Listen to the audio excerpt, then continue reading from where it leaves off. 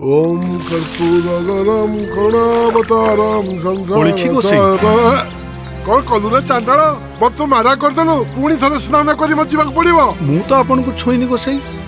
मु मो बाटरे जाउची आपण तो आपण बाटरे जाउछंती। एथिरे मोर भूल रहिला कोठी कहिले। ए चुप कर तो छाई मो ऊपर पड़िला तू मत अशुद्धि करदेलु। नाही गोसाई एमिति कहिया कष्ट दियंतुनी आत्मा को बाधुची। अरे तमे माने हेलो अस्पृश्य तमे माने कर छाई पड़िया भी पाप।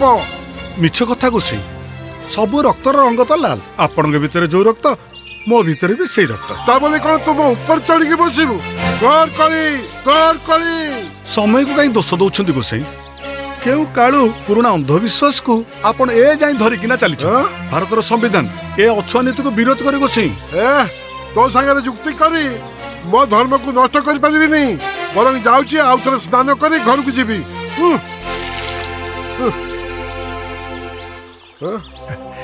गोसाई ए छुआ अछुआ होची गोटे रोग जहाँ आम समस्त आत्मा को कलुषित कर दउची।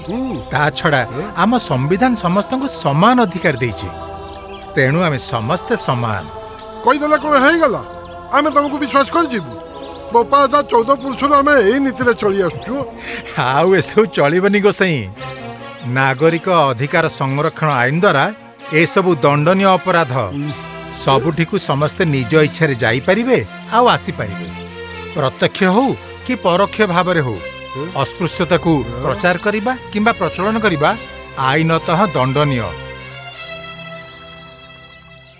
आज्ञा हाँ अस्पृश्यता एक अपराध एवं नागरिक अधिकार संरक्षण आईन द्वारा दंडनीय। अस्पृश्यता नारे काहारी स्वाधीनतार हस्तक्षेप करंतु नहीं।